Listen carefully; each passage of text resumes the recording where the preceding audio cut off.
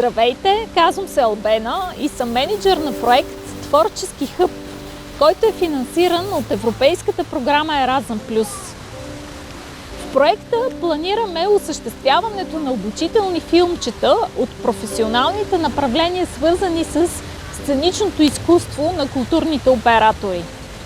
Ще ви преведем през познанието и опита на професионалистите, събрано през годините на работа на Двореца.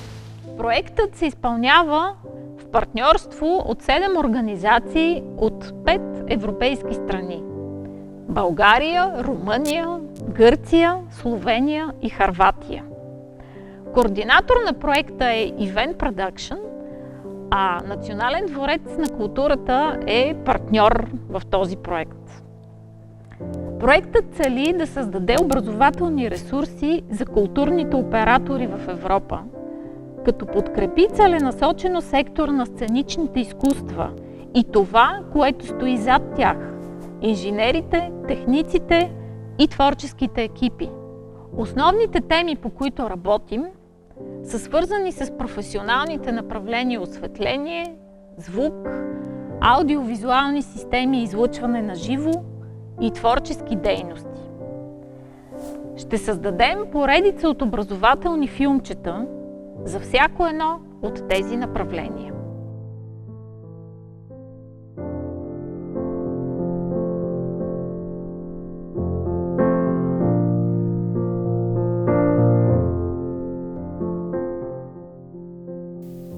Здравейте отново!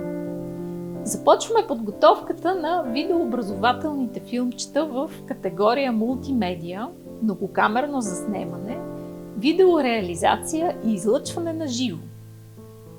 Това е една дълга, но много интересна тема. Защо? Защото всичко е мултимедия. Експертите по мултимедия са едни от най-широко спектърните специалисти, които работят с техническите екипи, когато се подготвя едно събитие или концерт или нещо друго в залите на НДК. Следващите филмчета ще бъдат заснети както в зала 3, така и в виртуална мултимедийна среда, в нашия случай на син екран, понеже зелените екрани ни свършиха.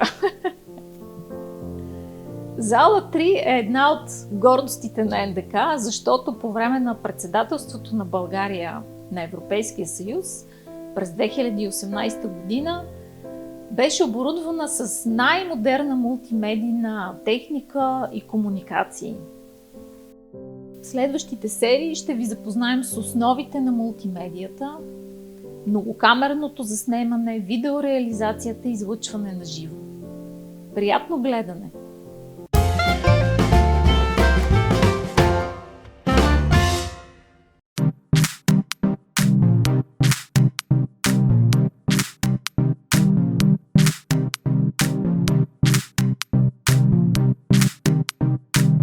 Здравейте, аз съм Ники и ръководя мултимедийното звено в Националния дворец на културата.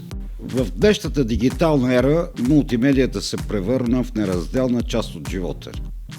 От стриминг на живо и видеоклипове до съдържание в социални медии. Мултимедията е навсякъде. Но какво точно е мултимедията и как работят мултимедийните системи, предстои да разберем.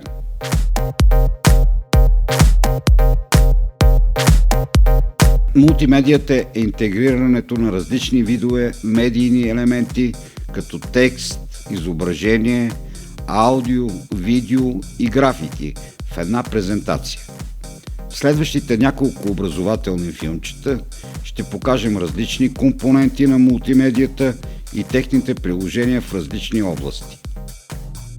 Има няколко типа мултимедия, включително интерактивна, линейна, нелинейна и адаптивна. Интерактивната мултимедия позволява на потребителите да взаимодействат със съдържанието като игри и образователен софтуер. Линейната мултимедия, от друга страна, представя информация по последователен начин, като например филм или видео.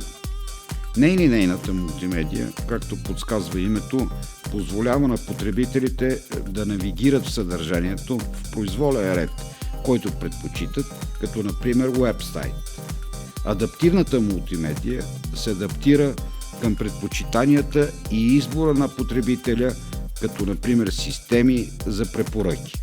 Мултимедията се състои от няколко компонента, които работят заедно, за да произведат увлекателно преживяване.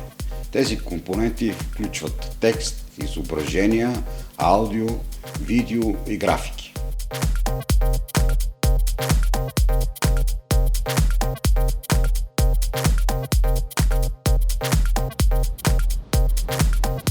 Текстът се използва за предаване на информация, докато изображенията се използват за подобряване на визуалната привлекателност на съдържанието.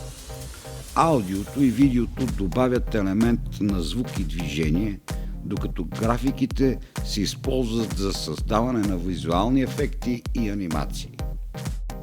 Мултимедията има широк спектър от приложения в различни области.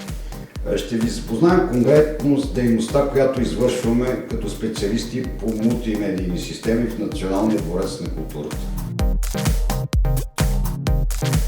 Като разберем как работят тези системи, можем по-добре да оценим начините, по които те обогатяват и информират нашия свят.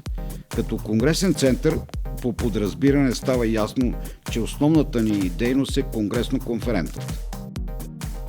През 2018 година в рамките на 6 месеца тук се проведе българското европредседателство, а мултимедията властваше навсякъде. Но тук целогодишно се провеждат различни филмови фестивали, като най-популярният сред тях е дългогодишният международен филмов фестивал София Филм Фест. Десетките концерти и музикални фестивали, които се провеждат на територията на Националния дворец на културата, няма как да подминат мултимедията и свързващите и системи. Наред с тези мероприятия се провеждат и много иновативни театрални постановки, при които основният технически акцент е мултимедията.